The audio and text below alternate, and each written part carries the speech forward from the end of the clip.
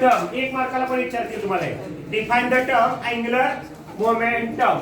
It is denoted by symbol L. Angular momentum आणि त्याचा formula. Give its assign dimension असं पण विचारते एक मार्कासाठी. त्यानंतर state and prove the law of conservation of angular momentum. सिद्ध करा काय law of conservation of angular momentum. बघा angular momentum it is denoted by symbol L. Angular momentum of a body is defined as it is the product गुणाकार आहे.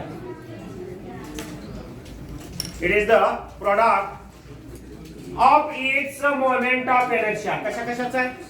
Moment of inertia and angular velocity.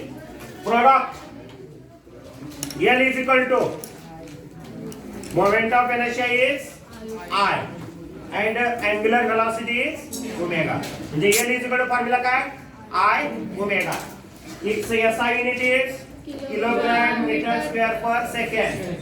CGS unit is gram centimeter square per second. Dimension is m1 n raised to 2 t raised to minus 1. Now state and prove the law of conservation of angular momentum. सिद्ध करा काय? If no external torque acting on the body, then angular momentum of body remains constant. जर बॉडीवरती कुठल्या प्रकारचं external बाहेरून torque apply जर नसेल तर त्या बॉडीचं अँग्युलर मोमेंटम हे कॉन्स्टंट असतं, स्थिर असतं.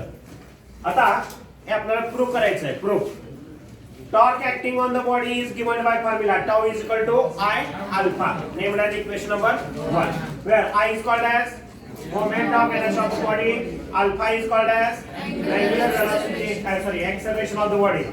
आणि अल्फाचा फॉर्म्युला आहे काय? d omega upon dt. त्यालाच काय म्हणतात? Rate of change of angular velocity. आता हीच किंमत याच्यामध्ये यूज केली. काय मिळालं? tau is equal to I into d omega upon dt. आता डेरिव्हेटिव्ह बाहेर घेतला d by dt. ब्रॅकेट मध्ये काय करायचं आहे? I into ओमेगा म्हणजे tau is equal to d by dt I omega. Equation number 2 मिळेल. If no external torque याचा अर्थ tau ची किंमत किती असते? 0. tau ची किंमत 0 टाका. इथं आलं 0.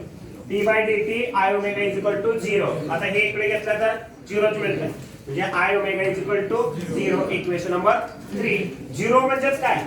constant. I omega is equal to constant and thus angular momentum remains constant. कधी?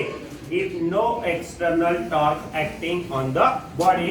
आणि त्याची उदाहरण आपल्याला सांगता येतील. काय काय आहे? समजा एक माणूस रोटेटिंग टर्न टेबल वरती उभा आहे आणि तो रोटेटिंग टेबल सतत फिरत आहे. त्यांनी जर त्याचे हँड जे आहेत बाजूला केले तर तो टर्न टेबल काय होतो?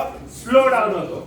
तसंच दुसरं एक्झाम्पल आपल्याला सांगता येईल. बॅली डान्सर जे डान्सर असतात त्यामध्ये ऍक्शन मध्ये जर ती असेल तिने जर हात फोल्ड केले, हाताची घडी घातली, फोल्ड केले तर तिची मोशन काय होते? वाढते. आणि तिने जर हात बाजूला केले तर तिची मोशनची गती काय व्हायला लागते? स्लो डाऊन व्हायला लागते किंवा कमी व्हायला लागते. हे त्याची 2 एक्झाम्पल आपल्याला सांगता येईल.